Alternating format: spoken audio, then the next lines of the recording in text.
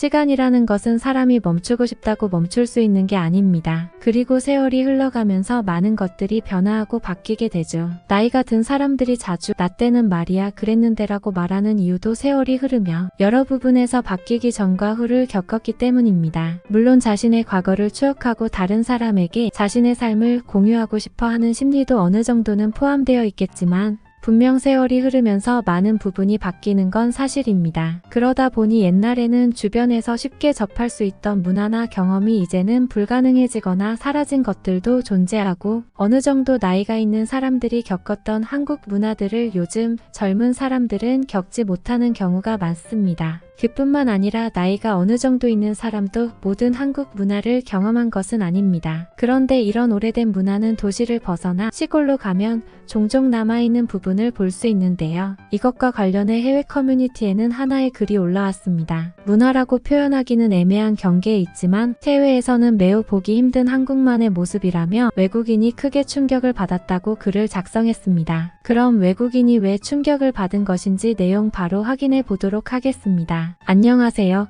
저는 현재 시흥에서 일을 하고 있는 29살 반흐엉입니다. 저는 한국에서 4년째 일하고 있는데 더 이상 한국 문화로 충격을 받는 일은 없을 거라 생각했는데 또 있더라고요. 꼭 저뿐만 아니라 한국에서 일하고 있는 대부분의 외국인들은 자국에서 받는 돈보다 훨씬 많이 받기 때문에 한국에서 일하고 있을 거라 생각해요. 저도 제가 한국에서 일주일 동안 받는 돈이면 베트남에서는 한 달을 일해야 벌 수 있거든요. 그래서 한국에서 4년만 열심히 벌어서 자국으로 돌아갈 계획을 세우고 한국으로 왔으며 벌써 3년이 지났어요. 그리고 내년이면 계획했던 4년째가 되는데 솔직히 한국을 떠나고 싶지는 않아요. 나는 이미 이 나라에 충분히 적응했고 우리나라보다 더 좋은 점들을 많이 발견했거든요. 과연 제가 돌아가면 한국에서의 모든 것들을 포기할 수 있을지는 확신이 서지 않아요. 그런데 제가 최근에 겪은 일은 저를 마치 한국인으로 생각해주는 것 같아서 약간 감동을 받았어요. 제가 한국에 이사 오고 나서 회사를 다니며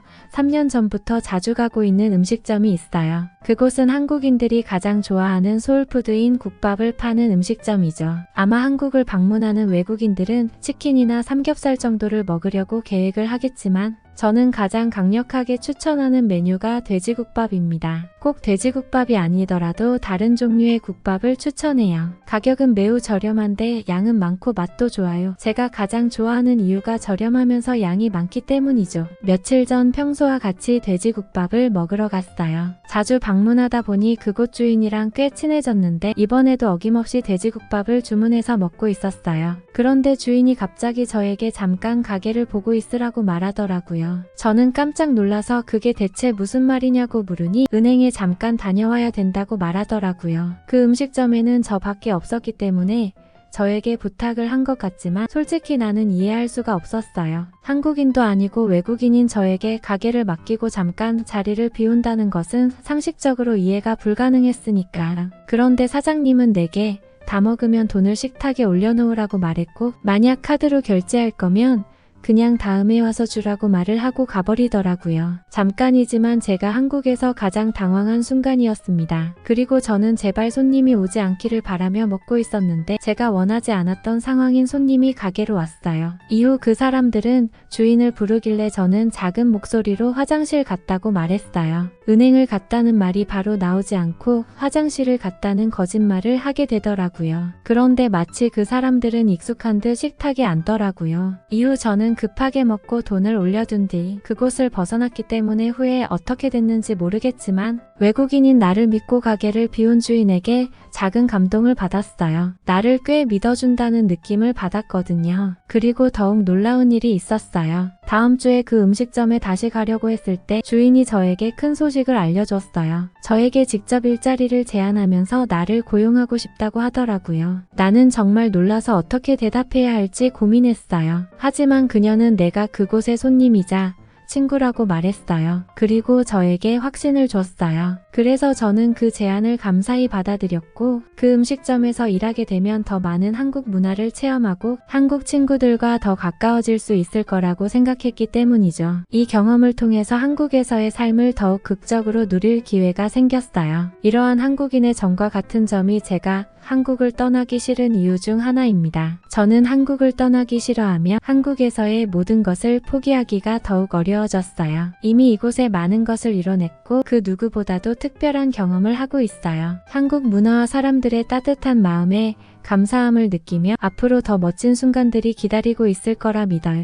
라고 사연을 보내왔습니다. 글은 여기서 끝이 아닙니다. 사실 국밥집뿐만 아니라 많은 가게에서 주인이 손님에게 잠깐 맡아달라고 말하는 경우는 꽤 많은데요. 특히 동네 미용실에서는 자주 있는 일입니다. 인기 TV 프로그램 방송에서도 얼굴 한 번 본 적 없는 출연 연예인에게 미용실을 맡기고 잠깐 자리를 비운 주인도 방송에서 소개가 됐었죠. 이런 모습이 옛날 한국에서는 꽤 흔한 일이었고 요즘은 많이 사라졌지만 군데군데 남아있는 것 같습니다. 그럼 이 글을 본 외국 커뮤니티의 외국인들의 자세한 해외 반응 살펴보겠습니다. 그 사람은 외국인을 너무 믿었군. 은행을 갔다 왔더니 가게에 있는 모든 돈이 사라져 있는 것에 눈물을 흘릴 거야. 한국에서는 소액으로 피해를 봤을 때는 오히려 좋을 수 있어. 이와 비슷하게 밖에서 사람과 시비가 붙었을 때 먼저 쳐보라고 말한다. 나에게 한국어를 가르쳐준 한국인 선생님에게 이 글을 보여줬더니 자신이 어릴 때 시장에서는 굉장히 흔한 일이었다고 말했어.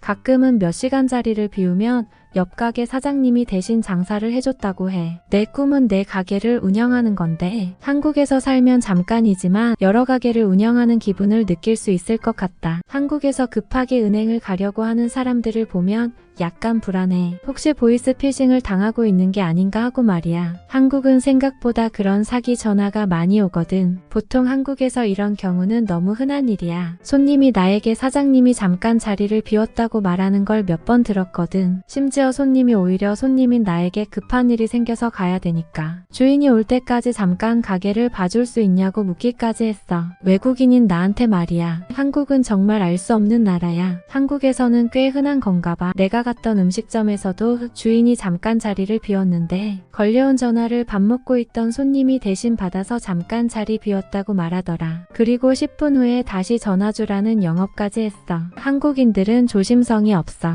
중국으로 여행 오는 한국인을 보면 지갑에 돈을 조금밖에 들고 다니지 않더라고. 중국어를 잘한다면 문제가 안 되겠지만 잘하지 못하는 사람이라면 돈이 없을 때 길을 잃으면 당황할 텐데 말이야. 한국은 다른 사람에 대한 믿음이 꽤 강한 것 같아. 하지만 그것은 분명 조심할 필요는 있다고 봐. 아직은 아무 일도 일어나지 않았기 때문에 그러는 것 같은데 누군가 가게에 있는 돈이나 물건을 들고 도망친다면 그 한 번으로 큰 피해를 입게 될 거야. 외국인에게 가게를 맡길 정도면 한국인은 다른 사람에 대한 신뢰가 꽤 강한 게 아니라 그냥 무한한 것 같아. 나도 같은 생각이야. 아직 한 번도 잘못된 상황이 발생하지 않은 것 같지만 그 한 번을 대비하기 위해 이 글에 한국인 같은 행동을 하지 않는 거니까. 4년을 살았는데 나라를 다 이해하지 못하거나 겪어보지 못한 문화가 있다면 너가 한국에 크게 관심이 없던 것 같아. 나도 비슷한 것을 겪었어. 나는 음식점은 아니었지만 당구장에서 친구와 당구를 치고 있는데 알바생과 점심을 먹고 온다고 나와 친구들에게 맡기고 가버리더라고. 믿을 수 없다. 아무리 몇 년 동안 내 가게에 방문한 손님이라고 해도